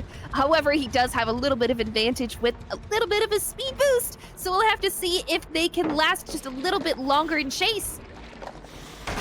Yeah, we would hope so, right? Somehow making a nice chase here, somehow and magically even losing the killer, going for the potential rescue there, or the potential heal. That would be the dream case scenario, but unfortunately our survivors are not always wizards, and a trial can also come to an expected end. And I do think the very fairly expected end is the 4K here, but leaving a very nice chase in the end game does something for the upcoming trial. You're asserting a little bit of dominance, you're showing the other team, listen up, you might get the 4K eventually, but we are this and this good in chase, and you only got it because we have maybe made a mistake and you were a little bit lucky there towards the end. So this is something that you can really put on your shoulders. You can gain some confidence from a chase like this going into the next trial, and you can really, really profit from that. That's why I really like this final chase being taken so good and for a long time here. We are collecting the meat pieces that are scattered out on the ARP. Bing is nowhere to be found just yet. They will not be able to take the hatch here, but our demo will try find them as quick as possible. Yeah, Ray, 4K on 0 gens, so all gens done basically, is always a very, very interesting win condition, because you now need stages out of the door on the survivor team, and we have just seen how dangerous a demo can be with a know-it and an endgame run. So what we can expect, I guess, is a little bit more carefully playing survivor team in the upcoming trial, right? What they can do as a decision is try to delay that very first down that came through so quickly on this set, so the survivors can play either aggressive, or maybe a little bit safer. We just don't want to expedite that tunnel, because when you get that tunnel out, a 3v1 is very, very difficult to play, right? Because as the killer, you either have someone on hook or you're chasing someone, and then, that last third survivor, they need to go for that unhook. Only having 3 survivors just puts you in this weird scenario where you're either, like, constantly either getting chased or getting pressured, you're either on the hook, or you need to just, like, split and do generators. So making sure that first down doesn't happen too quickly is exactly what they need. We don't need that down to expedite the hooking process, so we might be able to see that through. I'm not sure how Scrim Nights work. Do you have to submit your build beforehand, just like in our regular DBD League matches? No. You So- can actually adjust it. Okay, so this killer, if they hadn't planned to bring NOED, can bring it now to maybe make it so Correct. that they could also get the 4K0 at the end game like this killer did. Basically, it's the OG rules that we had until Winter Circuit this year. That's definitely good to know. So this killer, he could play for just endgame. He could try to get some middle stages as well. Blood Warden play, definitely, yeah. I don't even think I've ever seen a Blood Warden play happen in DBD League. It is because all our players are playing relatively safe and reasonable, which is very understandable though. Like in a competitive setting, coming out with the Blood Warden clutch, I don't think it's the safest version, that's for sure. They definitely, I do see survivors opening the exit gate. I think it's mostly just, why would you bring Blood Warden? The audacity. Because it's a very easily countered perk, especially in public games. People just don't open doors unless that hook in endgame has happened already. If somebody's on the ground, don't open the exit gate until the very second after a hook comes through, because we're not getting Blood Wardened. So that would just be so audacious of a killer to bring it into something like an actual Scrim Night, especially because survivors tend to scout out killer perks during the game, right? If you load in and you see Corrupt Intervention, that is probably the first call that you hear in voice comms. Corrupt Intervention, these are blocked, these are blocked. Like if there's Ruin, they're always testing that. If there's Pain Res, they're always getting off the generator for that very first hook. They're calling hooks. So the audacity of a killer to bring Blood Warden would be immense. That would be so fun to see, but I doubt we'll ever see something like that happen. But it would be so many style points. For Just that. like getting if a someone Rancor. actually does, if someone actually does it successfully with a Blood Warden in the comp environment, that would actually make them famous, I feel like. Especially if you were able to get like multiple downs for, or even just win a game because of it, that would probably go in a highlight for me. Yeah, 100%. Shout out to the teams. We are really fast, so we are already loading into the next trial. We are still on the ARP. We are on the Demogorgon. Win condition is quite clear. We need all gens completed. Then we are taking the win in set number 4. If we get an out afterwards. That is the very difficult addition. One stage out of the door. We have just seen Know It, a very, very nice endgame run as well. Killer definitely knowing what they were doing there at the end. For the risk that the first time chatters from Twitter are coming in saying no it in comp. But it's worth it when you are getting your result, and it's not costing any style points either. So let's see what they are trying to bring out here. As Ray and me discussed, we should see a much more carefully playing survivor team, not giving out so many stages, especially towards the end. We will probably see them be very cautious about the final generator. And we had another crash on the side of behavior, so we are readying up once more. Should not take too long because we didn't actually lose a player here.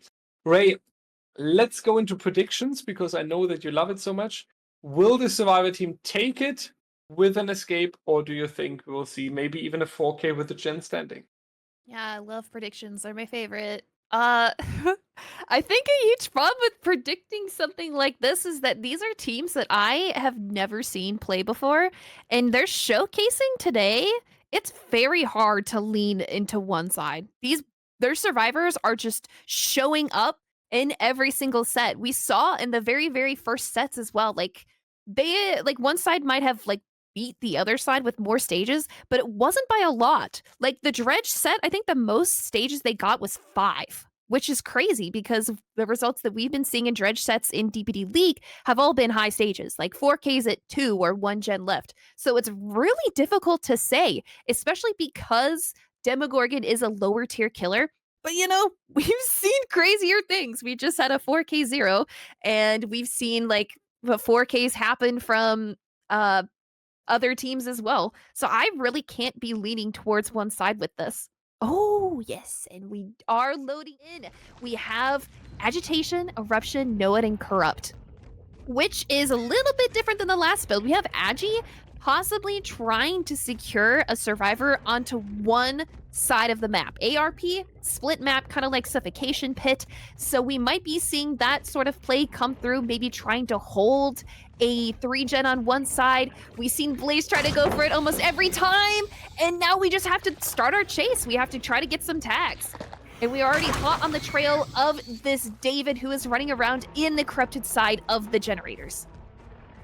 This is always the best location for the survivors to take the first chase, and Blaze realizes that as well, doesn't want this to happen. He's very unfortunate with his corrupt intervention. That's important to mention as well. You really want to have your 3-gen corrupted and a head-on coming in as the first greeting into the match here, setting the tone really best, saying, you know what, Demo, we are going to start this off with a very nice stun. The revenge is immediately coming through as well, the injury.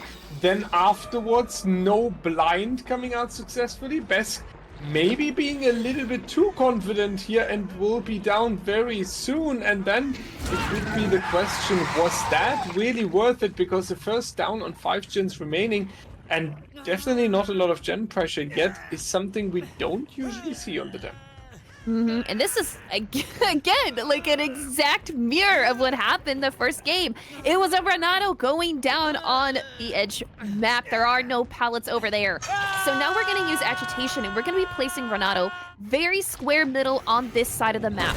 This is not the best side to be because there are 4 generators on the other side, and this 3-gen is not that tight. It actually has some generators that are close to the middle, which is very hard to actually defend. And you know what? That first generator gets done on the side with the corrupted gens. And you know what? This hook now, it does not mean you could defend a 3-gen at the same time. So really, like, defending this hook right here, if this killer decided to stay, could actually just result in a lose. Because all the generators on the other side, and there is enough time to just sit on gens and get that done.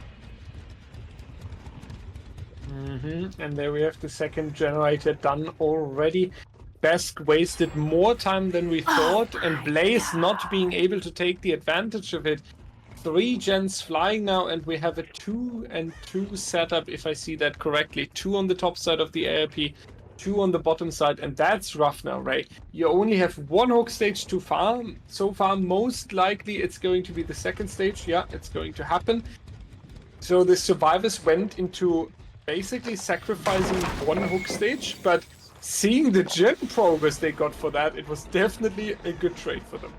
Yep, and we do see the 2 survivors who are over here. We don't have the 4th one accounted for, meaning that they could possibly be crossing right now, trying to get to the other side to save. Yep, and that happens. The save comes through. This is exactly what the survivors want. They are playing it so very well, not giving these tags up for free.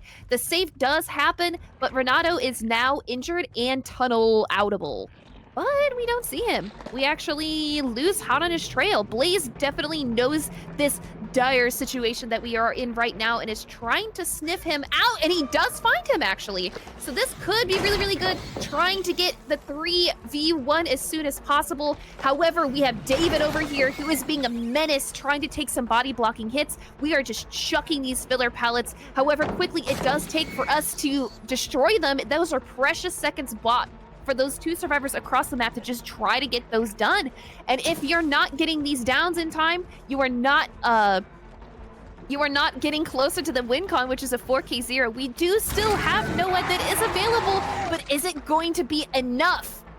Blaze decides to leave their tunnel out, instead trying to go for the David, who blinds him with a firecracker around a corner.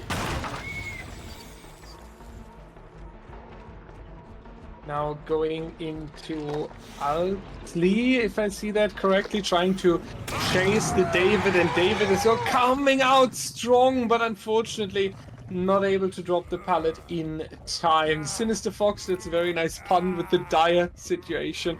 I love it. I'm bringing the DBDLeague chat down to a level of humor that is incomparable. I love it. This is my mission. And there's the final gen coming out. No one escapes death is popping up, and Ray, this is unfortunate for the survivor team as hell though.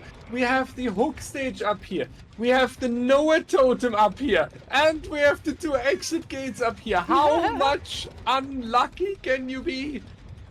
Well, I'm not unlucky enough, because you know what? They just need to get 1 stage at the door! Except, no, you know what? Maybe I was wrong. That is incredibly unlucky. 1 survivor is down, 1 is still on hook. They do know where the Noed is, but are they going to be able to get anything for it? And Claudette is here! She's not going to be able to get this unhook at all, because you know what? There are no filler pallets left. We're going to have to try to pressure both of them at the same time. Is Blaze going to be able to push them off of the Noed totem? It does seem able to do that. We're Demogorgon. We can shred a little bit of distance. Claudette instead opting to try to play a little bit slow. That is indeed good, because pressuring this at the same time could lead to dastardly effects. And you know what? The Renato makes a smart decision. He's not going for that totem, because you know what? Even though Renato is worth 1 stage, that is 1 stage that could be out the door, and that is exactly what the survivor team needs. Are we going to try to go for some mind games right here? We're not going down just yet, but we do, in fact, go down. We still have No One Escapes Death up. And the save does happen onto David, who is now onto his 2nd stage. However, the survivors, they really just need to get 1 stage out the door. And even though both of these doors are on the same side, there are a slight bit of distance away from the Noed totem. Are we going to be able to get it? We get another survivor down. We just need 2 more. 2 more survivors down. What do we have? Indeed, and we are constantly trying to force the pressure. There's so much light on the exit door. 2 light bulbs already, just a few more seconds and we would be out, but unfortunately David was not able to have those. Has now a huge responsibility. David needs to be in such a long chase that Sponge 1v1 is able to either pick up a team member, which is happening on Abdel, or going for the exit doors himself. The swing coming out, you can now tell that Blaze is under pressure. Alki is going to take a little bit too much risk here. Survivors are going for the heal potentially. Not entirely sure if they get the know it in time, but they are working on it, and then the reset would come out really strong. But Claudette is now forced off the totem, instead then rotating into the back of the killer, trying to get the rescue on the down team member. Ray, everything is happening at the same time right here, but we need downs when we want to prevent the survivors from escaping successfully. Yep, there are 3 objectives, and unfortunately for the Demogorgon, there are 4 survivors still out. The tunnel out coming to bite them in the butt because the Claudette was over here, and even though they weren't able to cleanse the No One Escapes Death, they were able to pressure those objectives separately, and they will be taking the W here. They will be taking at least 1 stage, even though multiple ones outside of the door. And here we go. We are rewarded with our Renato, who was our tunnel out in the very, very beginning. Well played by these survivors, not giving the Demogorgon a chance to 4-man slug them with No One Escapes Death in the end game. Very, very exciting. Very well played. Absolutely. Very, very well done. You really love to see that. And all we can say is a big shout out here to the Survivor team with this difficult endgame situation, with that no one escapes death and the very unfortunate position with the totem as well. You really want to... it's basically the same practice, right? It's the same practice as going for the 3-gen break. In this case, you need to coordinate perfectly who's going to take the exit switch, who's going back onto the totem. How will we make sure that we are finding the necessary pressure to force them into 4K? Very well done. We are going into the final set of the evening in a moment. It's going to be the Doctor coming out. But before we are seeing that, we will take a short moment on the break. So stand by, everyone. We will be right. Welcome back, everybody, to the last set we have today. Set number 5, Doctor, played on the Wretched Shop, and we already are finding our way to 3 different survivors. And you know what is interesting about this build? We don't have any slowdown perks. We have instead 2 incredibly good chasing perks, NOED and Corrupt Intervention. So we can already see the game plan from Blaze here to just chase survivors, try to get some downs, try to get some hooks, and use that instead to slow down the generators. And we already have another head-on happening 5 seconds into the game. Thank you very much for that, Renato. I'm definitely going to be tunneling you out. Dyer, what do you think about Doctor sets?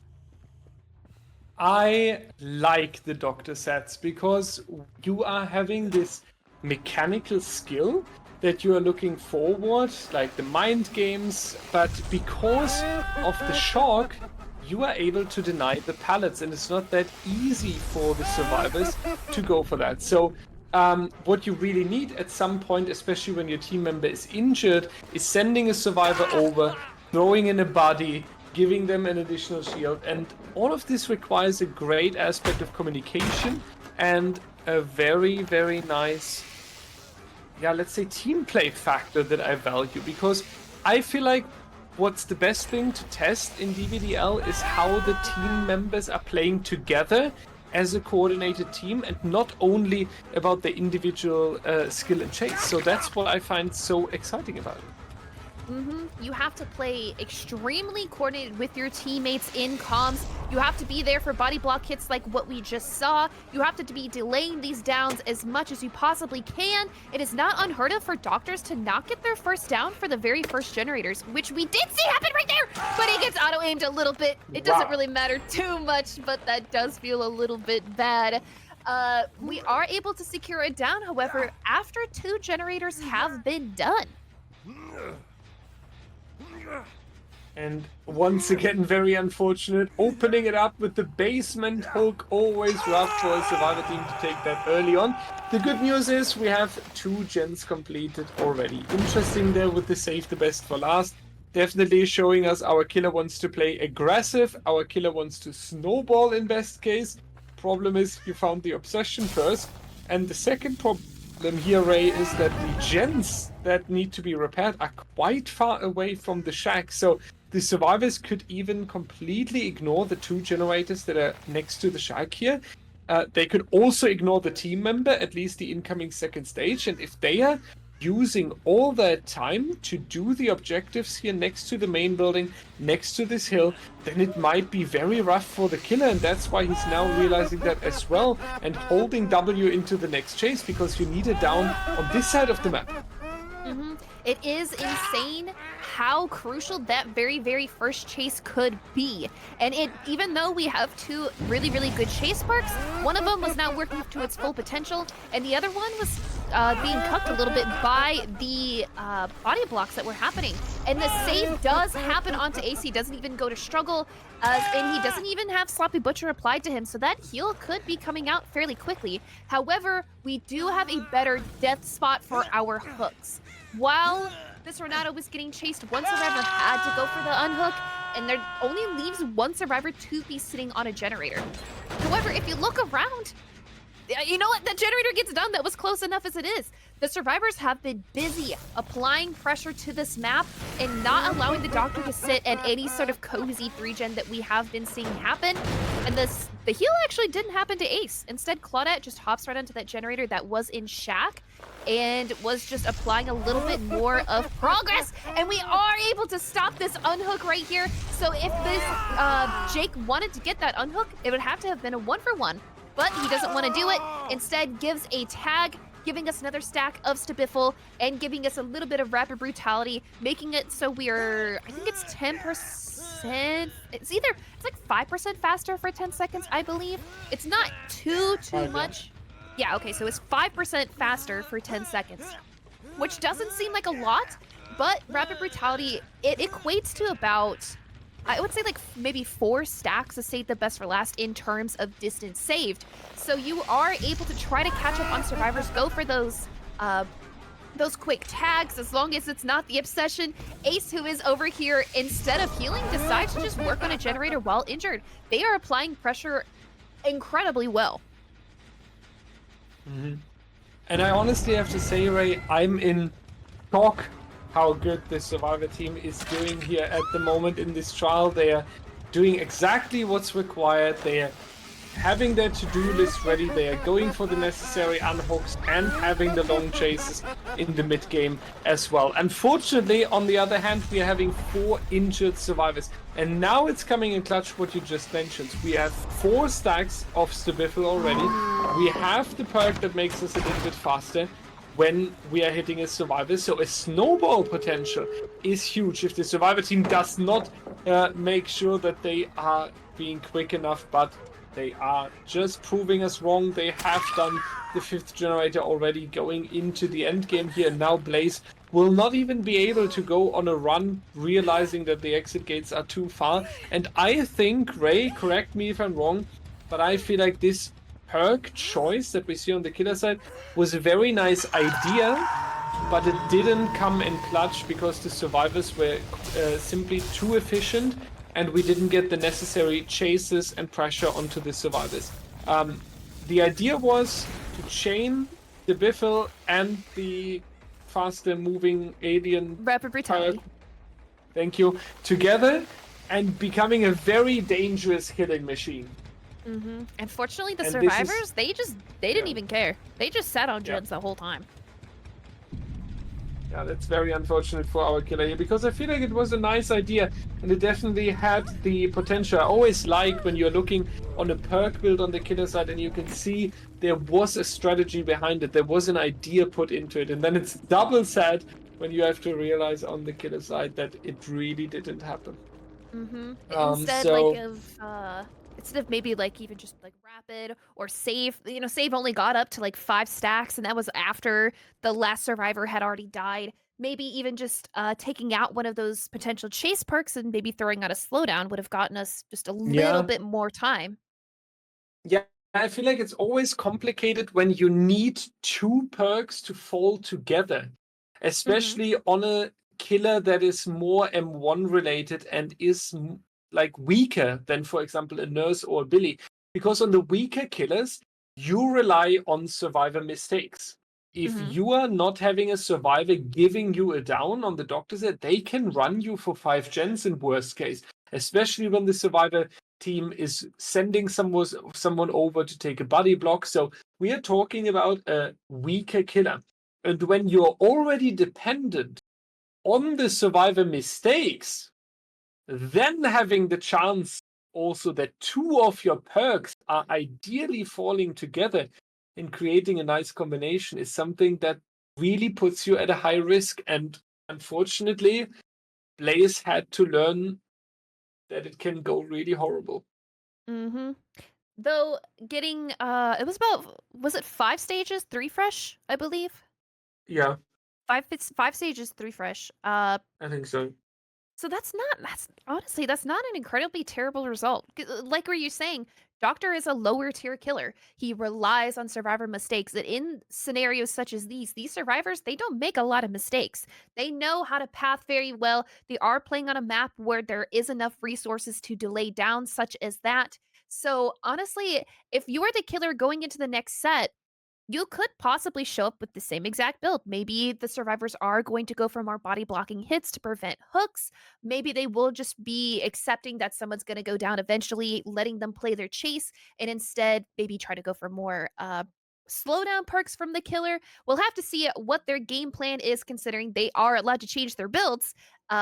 Going into next set, playing off of the results. This will be our last match of the day, so I am hoping that we are going to see the survivors show up for us and go for some fun little body blocking mechanics, go for some more teamwork, going for just more organization on their side. Would be definitely a great goal here, and it will make the difference on the survivor side if we are able to be this efficient as well. This will be the first pillar, and we really need to outplay the killer here. We need the first chase. The early game needs to be on point. You want all your survivors being split on the gens when the first down is coming in. You want to pop 2 gens at least, so one survivor is free after finishing the objective to go for an unhook. All of this now needs to work out here on the survivor side. I want to give a shout out again to the teams. We did have that lobby issue earlier where we needed 10 minutes. Since then, they are really fast and really prepared. So this is something where we can definitely leave some nice words. We can also leave nice words towards Savannah, being an absolute multitasking talent. On the one hand, producing, which is always the most stressful job because you're responsible how the stream looks and what the audience sees. At the same time, being in the chat as well, modding, and yeah, so that deserves a big shout out. And the second shout out of the evening goes to the Rolog, who is handling the live score sheet, the communication with the teams as well, such as calling the restart earlier. So big shout out to these two. Not entirely sure if there's anyone else who deserves a shout out. I don't know, if I would have a co-caster, I would probably shout that person out. Be crazy. But I really can't think about anyone. Can you? You know, we did have that special guest up here earlier. I'm not really sure who it was. It was another female caster. Do you happen to know her name? Yeah. Oh my goodness. We are going in, ladies and gentlemen. Oh my god, I'm so excited to have another female co-caster. This is unprecedented. How are you? Yippee! The awkward silence afterwards. And break! Oh my god. Well, thank God we're loading in because I don't think I could do this bit anymore. Oh my gosh. We are playing the very last set today. I saw a couple of people ask in chat, actually. Yes, we do play all 5 sets. This is not something that we're being played for a tournament. This is community scrim night where we're just showcasing players. They play both sides. They play all the sets regardless if there is just like a blowout on one side. So we are loading in for a very, very last set, last match of the day even, with Doctor. And it will be Eunoia playing killer against, oh my god, they're both, the team names are E's. I can't ever keep them straight. Enoxis, yeah. It's a little confusing, you'll have to admit. It is, absolutely. It is super confusing, and yeah, that's why it's luckily the last trial, because then we can rest. But it will be an interesting last trial, ladies and gentlemen, because Leonidas has taken a lot of killer characters today. Definitely a very, very experienced player. He has done good games as well. So let's see how strong the Doctor is when in his hands. We find 2 survivors picking the one around this pallet here, going into the shop already, trying to get the pallet out of the way as quick as possible, which will be successful. Now this truck is a relatively difficult tile. I do believe that was the balanced landing play there as well for additional distance. So we are circling around a little bit, dropping this pallet as well. 2 valuable resources removed early on, but if you have an efficient survivor team that is instantly working on the generators, then you don't worry about dropping these pallets. In a pub game, it's all different, because the Claudette would now slowly change from crouching to walking and would leave the corner. on the map, but in Comp DBD you can be sure that 3 survivors will immediately be on the objective, so we can really sacrifice the pallets when needed. And this first chase looks really strong. It's looking really good. The Renato is not even giving a tag, even at this 4 lane with this pallet that could be a little bit dangerous even right now. His pathing expert, and you know what? Oh my god, his scratch marks disappeared. That might be what is that? That was like a Jane perk where a generator gets down and it deletes your scratches. I'm betting that's what it was because I didn't see a single thing and I would have been confused. But we are back hot on the trail. We don't even have a tag yet. This organization from the survivors is exactly what you want to see. And we do have Rapid Brutality, which gives us a little bit more distance. And a side effect of Rapid Brutality is actually you don't gain Bloodlust. So even though the Doctor was in that chase for a very, very long time, he was not able to gain any sort of like free movement speed. He needed to actually get that tag. Oh, and we just get him. We just get him. Fortunate there. Was a very, very strong chase regardless, but I feel like it could have been a little bit longer. I understand the Rapid Brutality on the Doctor though, and it is a very famous perk in Season 9 as well. Doctor is coming with Rapid Brutality because if you're playing well with your shocks, if you're chasing the survivor the right way around, there shouldn't be much bloodlust to build up. And in most of the coordinated survivor teams, there's always a body block happening, and then you would lose your bloodlust as well when hitting that incoming survivor. So especially on the Doctor, the Rapid Brutality makes a lot of sense and makes these 5% definitely a more dangerous factor about him than building it up over time. We're trying to catch the survivors left and right. I don't think that these shocks are far enough to actually catch someone, but in comparison to the previous trial, Ray, we are having the gens much closer to the hook, I feel like, and it's a little bit easier to guard the hook and the objective. And will we be seeing a last-second save come through? I don't see any survivor making their way over here, and we do have a sneaky Rancor. What Rancor does, besides giving us a Mori target in endgame, it allows us to see the auras of survivors when generators are done. So instead of actually going for the save, these survivors, they decided to just sit on gens. Yeah, Exotics will say thank you later with a nice minus rep on the Steam profile that they prioritized the gens over him, but so far I feel like the result is telling us that it was the right strategy. 4 gens completed, only 2 generators so far. Bing being injured now, but it's not the survivor that is really in danger here, so the survivor team really having a lot to go for them. So, yeah, absolutely great performance so far, Ray. That feels like they could potentially even take the win here. Yep, because even though it didn't seem like we were coming on top with the amount of stages that we got last game, right here, we are just getting our 3rd stage, 2nd fresh. And we did see the Renato here. We have blood, so he was over here trying to get this generator done. However, Rhino and Squirrely, they are unaccounted for and could possibly be doubling this generator across the map. We do see the save happen onto Bing, who was chilling on that hook right there. But, you know, like I said, where are the other 2 survivors? Are they doubling the last generator? Yes, they are, and it does come through! Except, you know, even if we don't win this set, if we see a Mori because of Rancor, I'm taking that W. And now it's going to be the question, will we see the end game speed run, Ray? This is going to be one. Yeah, he wanted to go for the Rancor Mori, and we get it, actually! I do not care about the results when we are seeing a nice Rancor Mori.